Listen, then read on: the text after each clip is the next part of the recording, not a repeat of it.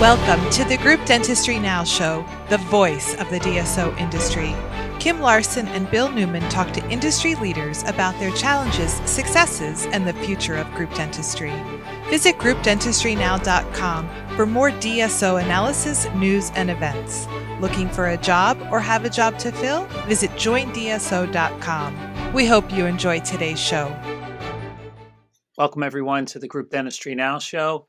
I'm Bill Newman, and as always, thanks for listening in, or you may be watching us on YouTube.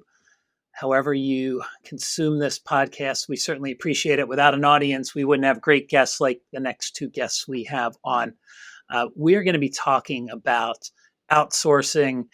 We're going to talk a little bit about, I think Victoria might talk a little bit about RCM, which seems to be the topic in the DSO industry of 2023. My guess is it'll continue into 2024 as well. But welcome, Victoria Johnson of SupportDDS to the Group Dentistry Now Show. And we also have Carey Lasher of Independence Dental Services. Thank you both for being here. Thank you for having us. So I am going to let you do your intros since you know yourselves better than I do. But Victoria Johnson is the Chief Growth Officer for RCM Solutions at SupportDDS. And Carey Lasher is the Chief Operating Officer at Independence Dental Services. So I will let you, Victoria, start with your introduction, a little bit about your background, if you don't mind.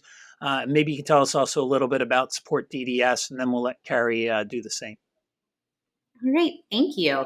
So I am Victoria Johnson, the Chief Growth Officer of RCM Solutions for SupportDDS. A little bit about myself.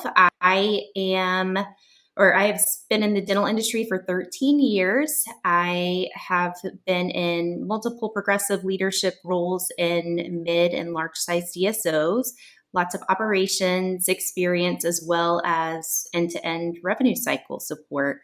I work for SupportDDS, where we provide outsourcing, or what we like to call insourcing, team members. Thanks, Victoria. Carey, you're up. All right. Thank you. So I started my career in the dental industry about 25 years ago as a dental hygienist clinically. I made my way working through various areas of a dental office, everything with the exception of a dentist, to opening de novo offices, to multi-site operations, then business consulting throughout the years. Then I moved into a sales and operational management role for a larger DSO. May have heard of them, Clear Choice. I focused on different regions within Clear Choice, mostly on the East Coast of the United States. From there, I left Clear Choice and started my consulting business, or growing my consulting business, Highwater Partners, where I had a couple of large DSO clients and a couple of large suppliers as clients. And that's how I met the individuals from Independence Dental Service. So we're new at DSO.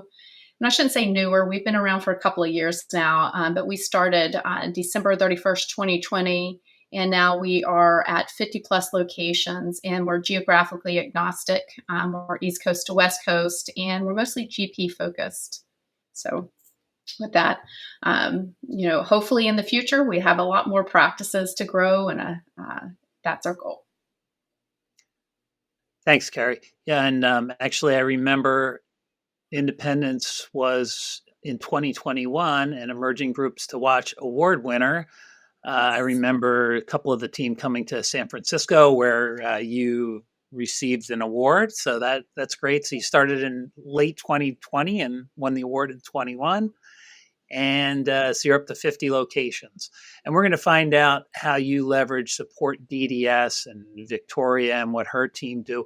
Victoria, would you talk a little bit about SupportDDS as we start to get into the Q&A part of this podcast? Tell us about what SupportDDS does. I know you have locations right now, and I guess you're based in Texas, but you have a location in Zimbabwe and also one that you recently opened not too long ago in Costa Rica. Yes. So our headquarters in Zimbabwe, where we have a large facility with over 800 team members there. So we are providing dental support to all of the practices in US and also actually in the UK. We recently expanded there.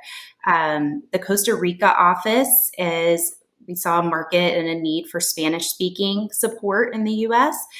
So we have expanded to that market and opened that office at the beginning of the year, I believe. So I like to say anything that's not patient facing, we are providing support to dental practices all across the US and the UK. And you said something important there, that the HQ is actually in Zimbabwe, correct? Correct. Okay. You're based in Texas. I am based in Texas, yes.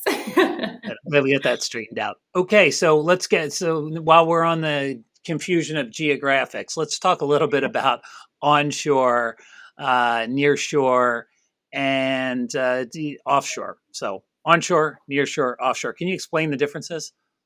Yeah, so onshore would be considered outsourcing with team members within the United States and within our country. Nearshore, we're looking at people that are outsourcing to Mexico, Central America, and then offshore, we refer to as places like we are in Africa, Zimbabwe, India. Some people are in the Philippines. We think that with the model that we have, we've really kind of broken a code here with being able to provide English speaking team members to support practices, as well as a conflict I think that some of our clients have had in the past is time zones, right? So our team members work our time, US time zones, Eastern Standard, Central Pacific. That's the difference with onshore, nearshore, and offshore. Carey, how does independence leverage SupportDDS? It sounds like they can do a lot of different things for DSOs, whether it's at the practice level or whether it's actually at the support level of the organization. Can you talk a little bit about your relationship and how you've leveraged their talent? Absolutely. Within DSO, there's lots of different departments, lots of different opportunities, and how our DSO operates. We're decentralized, but trying to centralize a lot of our functions. We allow extreme clinical autonomy, but when it comes to the administrative portion of it, we really sometimes need that support. And so we do have the challenges of lack of staffing at a lot of centers, and a lot of lack of knowledgeable staffing at centers. So with the right outsourcing SupportDDS, we were able to centralize many of our processes and the functions. We were able to standardize some of our processes, like our treasury management, some of our accounting processes, where we needed. We keep in mind, of course, budgets and cost always, but there's different demands, there's different needs of the business, and finding the right people to fill those roles are really important. And we found specifically with this group, there were so many knowledgeable people that could help us rapidly grow our DSO. We needed that scalability. Of course, growing in a short period of time, scalability was a big factor for us. And so we needed that, the team members that were able to do it. We needed an outsourced group that understood our needs, that can meet our needs. And we've been nothing but happy with everything that SupportDDS has been able to provide for us. Specifically, I know some centers we use them for administrative functions. Some are for insurance functions, that whole RCM portion of that. And now we're actually, I don't want to steal Victoria's thunder or anyone's thunder here, but we are looking at using them for a full RCM department. Well, that's a great lead into what Victoria and her team does. So let's talk a little bit about what SupportDDS does on the RCM side of things. Absolutely.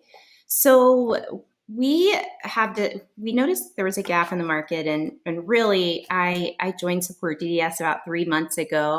Like I mentioned before, I came from the DSO side. All of my experience comes from being on the DSO side, and sitting in the RCM leadership position, I just realized there's all of these great automated solutions that are out there, But there's not a true end-to-end solution. Basically, you have to go and you have to partner with a solution for each different task in the RCM. So at the end of the day, you're having to manage 5, 6 different relationships in order to completely fulfill RCM. So what we are doing, and when I joined SupportDDS, the goal was to say, okay, how can we be the people or the group that provides this true end-to-end solution while leveraging this great, all the great AI that's out there and all of these other automated tools that are developing within the RCM space. So we came up after speaking with tons of emerging groups, solo practices, large DSOs. We noticed there's a different need across the board, and we put them into 3 categories. So the first is those groups or DSOs that really have their SOPs and best practices in place. They know what they're doing, and they just simply are lacking the labor resources to do it. So for them, it's basically, we've got team members for you. We'll hand them to you and you can train them your systems your way.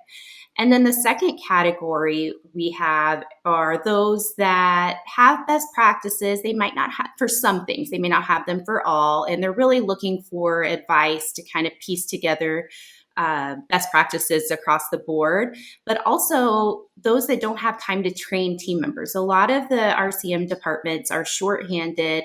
They're dealing with the day-to-day, and a lot of people just don't have time to train 10, 15 new team members. So what we do is we'll meet with them, go over best practices. They'll share what they have. We share what we have. We collaborate and come up with how we want to move forward.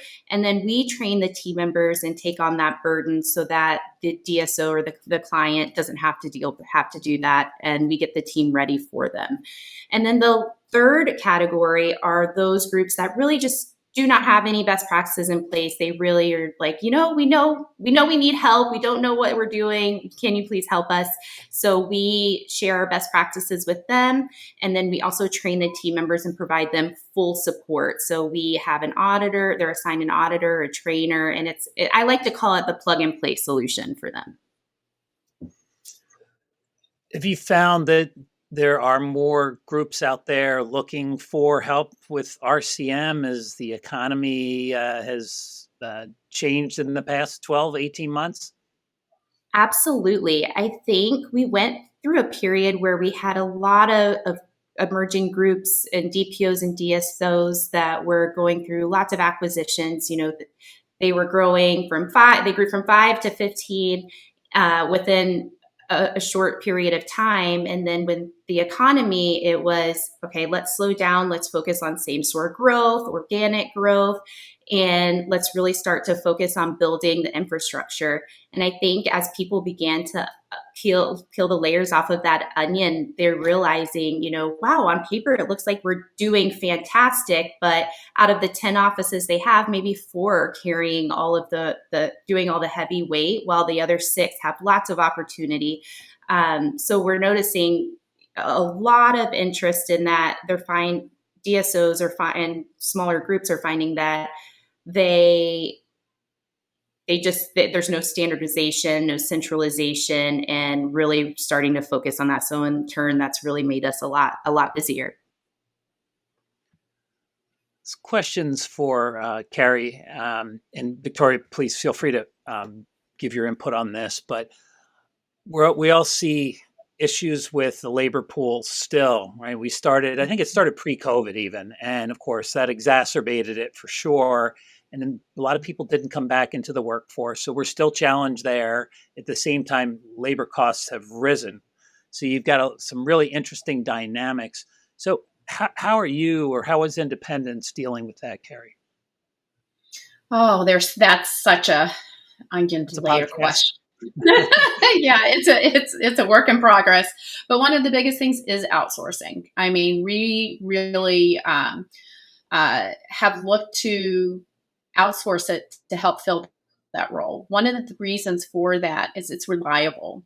And so we don't have the high churn rate, the staff turnover as quickly. If we can find,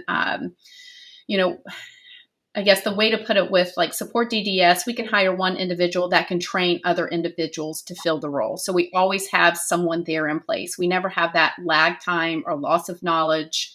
We never have that gap in whatever function or job duty that's happening at that time. So they always are there to help in that way. It also, help keeps our cost down. And I shouldn't say much down, but more like it helps level it out. So we're not having to always fight with the next, the next region or the next area. So-and-so pays this, therefore I should get this. And, everyone seems to be asking for raises right now or bonuses or, leaving a job to find another job that pays more. So I think all DSOs are really struggling. And I would not just say DSOs, but I'd say in general, a lot of dental offices are struggling to help get the right people in place, and outsourcing can't help with the dental assistant or the dentist or any of the providers, but it definitely can help with a lot of the other functions in an office. And again, Victoria, are you seeing an increase in demand just because of, again, the lack of people in the market right now that have skills that, whether on the support side, whether it's admin, and Carey mentioned a lot of it, RCM, accounting, go down the list. Absolutely. I think, finding the labor shortage and finding team members, but then also worried about retaining the ones they have, right? And making sure that they're not getting overwhelmed and how to better support those team members so that they can focus on what we're here for, right? Patient care. I think it's the other thing that we're hearing a lot is really, how can I help my team members? We are short staffed. And, what support can you guys provide so that they aren't so overwhelmed? I'm curious, Carey, if you're seeing this, rise in need for bilingual team members. Have you seen that at certain practices? Yeah, I think that's very regionally centric. We're going to see that more. Really, again, just depends on where you are. I think having the outsourcing of the bilingual is going to be important, especially from my perspective, helping. One of the things is helping mine the pipelines at these centers, helping them work with any of the billing or the insurance submissions, helping if they need to contact a patient one-on-one. It really depends on what you're using the outsourcing for, but it is a need that's out there that isn't met at this point. So I was happy to hear from Victoria and JW and their team that they were outsourcing to Costa Rica. And in fact, JW's in Costa Rica right now, so that's why he couldn't be on the podcast. But obviously, Victoria, your team's done your research. There's a need for it. You've opened up the Costa Rica location. Yeah. So I actually was just speaking with a client earlier who specifically wanted Costa Rica, and she's a smaller group, about 7 or 8 practices, and they are looking for bilingual team members to call on from an RCM's perspective, to call on patient collections, right? To contact patients, and they're in a geographical area where they have a ton of Spanish speaking patients. So we're seeing that. And then, like Carey said, just mining the pipeline, a lot of director of first impressions and answering phone calls. We're seeing a lot of need for that. Carey, do you have an idea? Like, do you determine like what is insourced and what's outsourced, or is it based on need? Or were there certain things that you really shied away from, and maybe you're outsourcing now that you never thought you would? I know that's about 10 questions there in one, but no, you hit the nail on the head right there. It depends on need, and for us, for our perspective, it was scalability.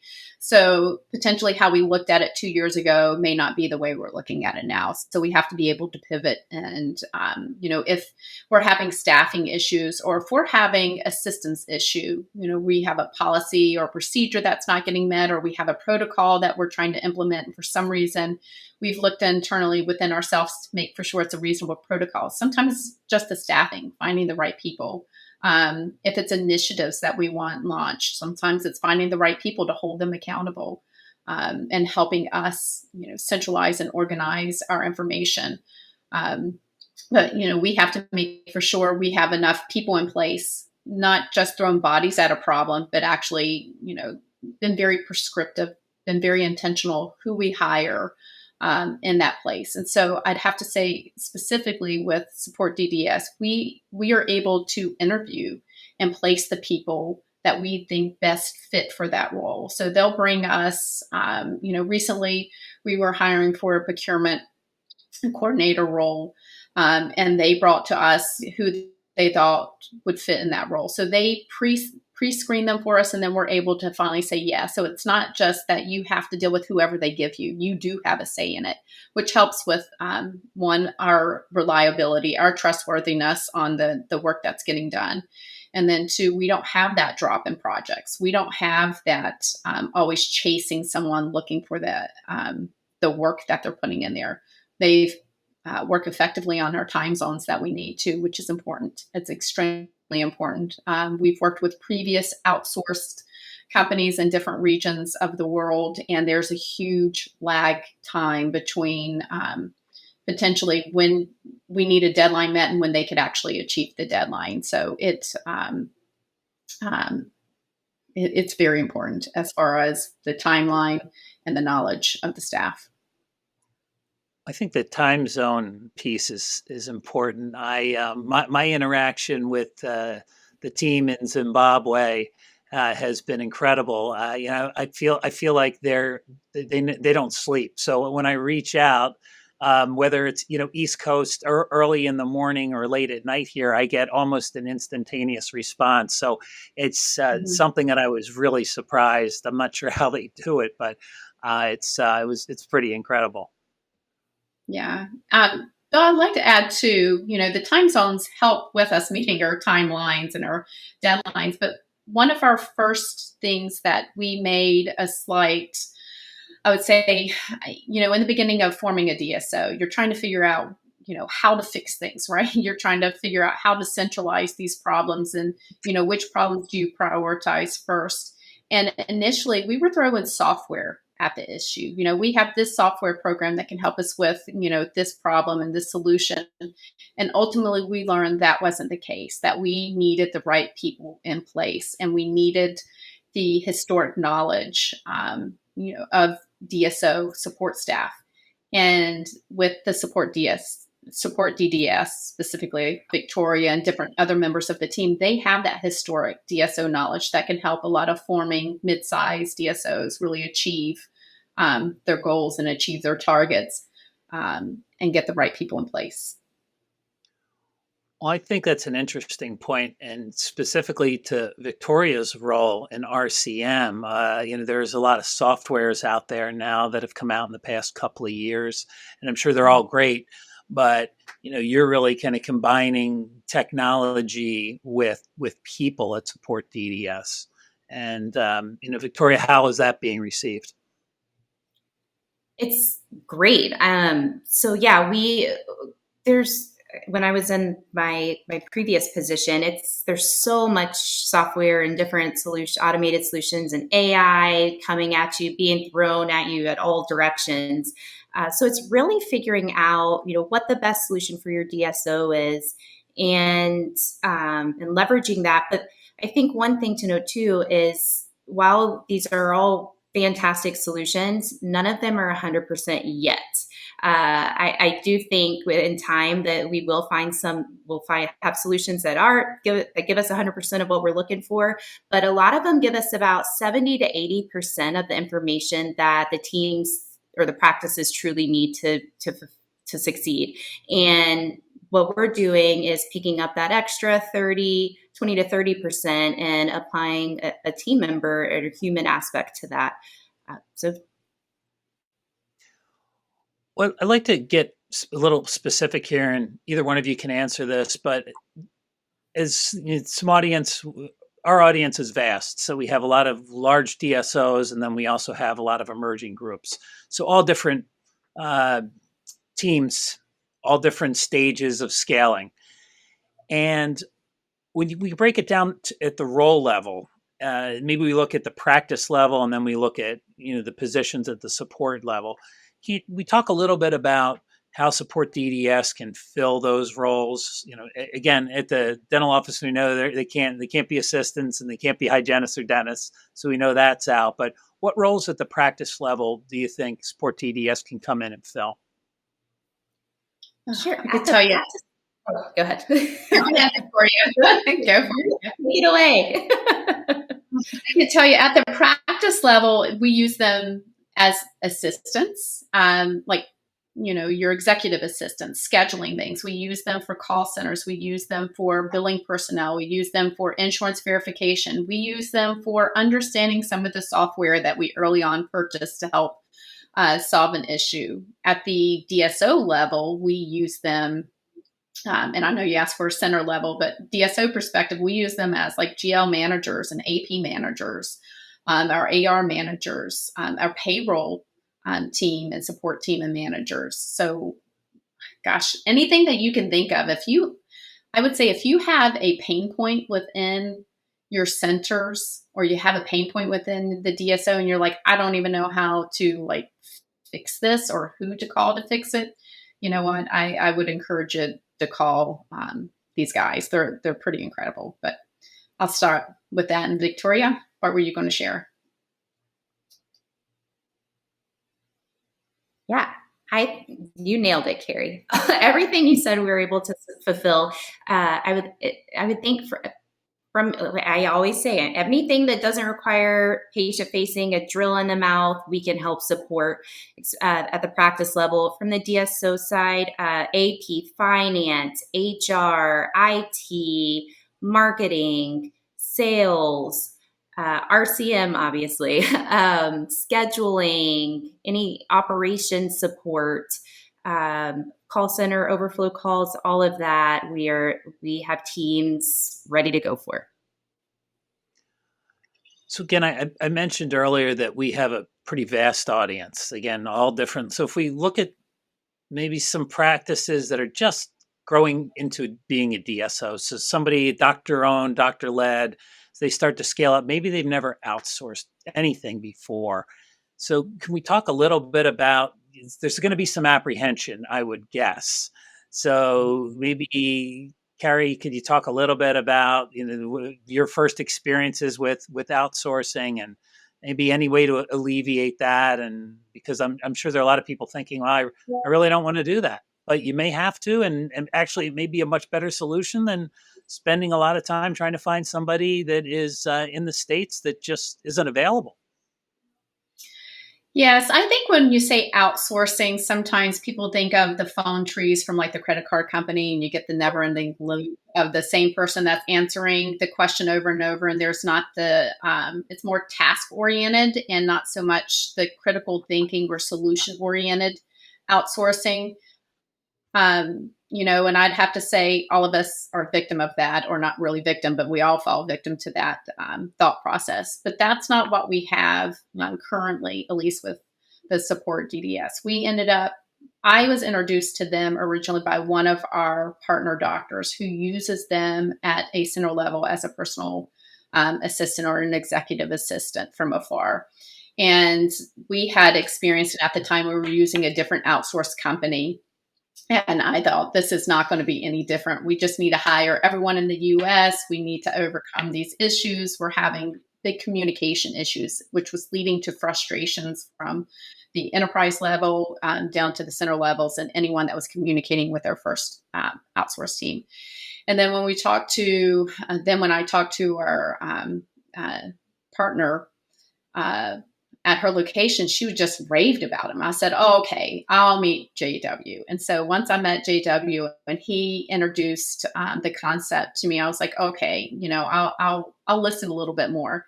One, they speak the Queen's English, which matters to a lot of our centers in understanding and the clarity and the communication. And so I said, we'll start with one person. And so we started with the one person, and he just was absolutely amazing. And from there, we added a couple more, and then a couple more, and a couple more. And now I'm really not for sure how many we're up to, but we have a whole departments that are just SupportDDS. So I would say as you go into it, of course, there's going to be some skepticism, as there should be, but I think once you dip your toe in and you realize how beneficial they could be, and once you trust the process and you trust that you can select who is going to be your outsource, you're not just stuck with someone. They don't just say here. They do take the time to ask your needs. They do take the time to find out exactly what you want. We put together job descriptions of exactly what we're looking for. And again, so far I can't say enough good things about how relieved that I've been. It's night and day between our previous outsource company to this outsource company. It's just that you can't compare them. Do you mind if I add to that, Bill? Yeah. Absolutely. Go for it. Coming from, I was previously actually on the client side and worked on building a centralized RCM team at my previous DSO.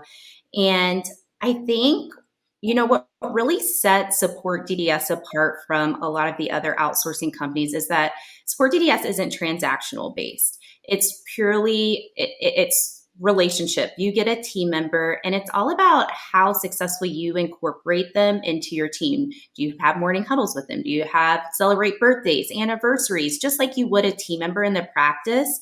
When they feel valued, the sky's the limit with them, and you will get so much more out of them in that relationship than you will from a transactional based model. So I think that's really important to bring up, because a lot of our clients that are really successful with outsourcing, it is because of how much effort and energy they put into building that relationship and creating that success for their team member. That's great to know, Victoria. I was going to say, sorry, Bill. I was going to add, she's spot on. We treat the outsourced people as employees of independents. So we don't treat them as a secondary or a service. They are our employees as far as we're concerned. And maybe that's what makes us successful with the service. So, well, that's also nice, because you talked about perception of outsourcing. And I don't think a lot of people have that perception, that the people that are truly treated as employees. So that's great to know. Something we didn't mention earlier is SupportDDS does a lot of charitable work and gives a lot of the profits back to charity and donations. Can you talk a little bit about that, Victoria? Yeah. So our mission is to transform the lives of our team members while making a global impact. So providing jobs to the people of Zimbabwe. We want to ultimately, our goal is to provide 20,000 jobs to people there. And we donate 51% of our profits to ministry work across the globe. So building orphanages and being highly involved in a lot of ministry work. As we start to wrap this up, I'm curious. This is kind of the crystal ball question I have at the end of the podcast. So predictions on the future. So maybe we can look at some predictions. With a tight labor market, I think outsourcing is going to continue to be something that is going to be leveraged. And again, when I say outsourcing, it's probably, it's not what SupportDDS does, right? You're really providing employees that just aren't onshore. So talk a little bit about what you've obviously scaled up. You've opened in Costa Rica, so that you've got the bilingual Spanish speaking. What do you see as the future for SupportDDS and the services that you offer?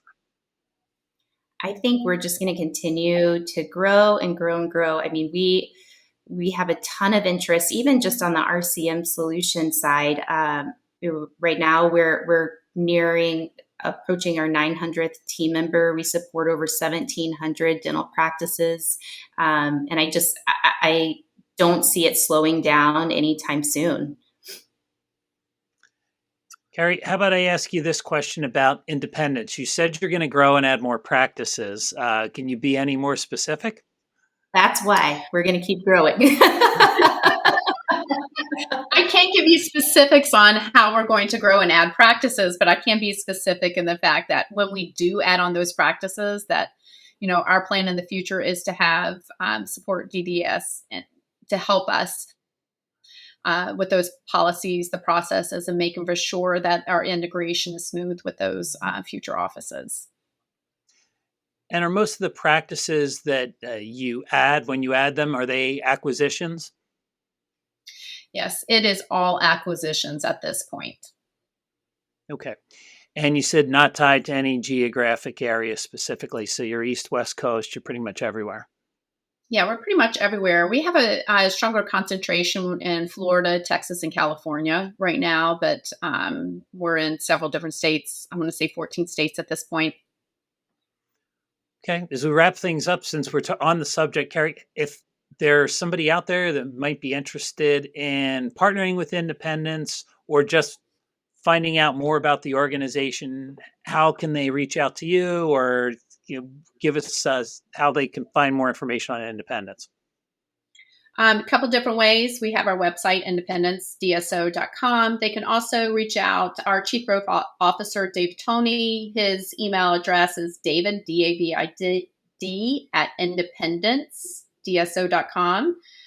Or you can reach out to me if you have questions, and it's Carey at independence.com. And my name's spelled a little bit different there. It's C-A-R-E-Y. So we're very much willing and to have conversations with anyone about outsourcing or about joining a DSO. Thanks, Carey. And Victoria, if anyone wants to find out more about SupportDDS, whether it's RCM or all the other great solutions that you offer there, how can they find out more? So visit supportdds.com if you want to learn more about our mission, supportdds.com/the51. And then my contact information is my full name, victoria.johnson@supportdds.com. Great. Well, thank you, Carey Lasher, and thank you, Victoria Johnson, for joining us today. By the way, you don't have to memorize the email addresses or the URLs. We'll have them in the show notes, so you'll be able to just click on those and reach out to Victoria or Carey. But we appreciate everybody spending time with us today. Great conversation. I personally learned quite a bit, and I am sure the audience, you're going to be getting some emails. That's my guess. So until next time, this is the Group Dentistry Now Show, and I'm Bill Newman. Thanks for joining us. The Group Dentistry Now Show has listeners across North and South America, Europe, Asia, and Australia. If you like our show, subscribe today, and please tell your colleagues about us.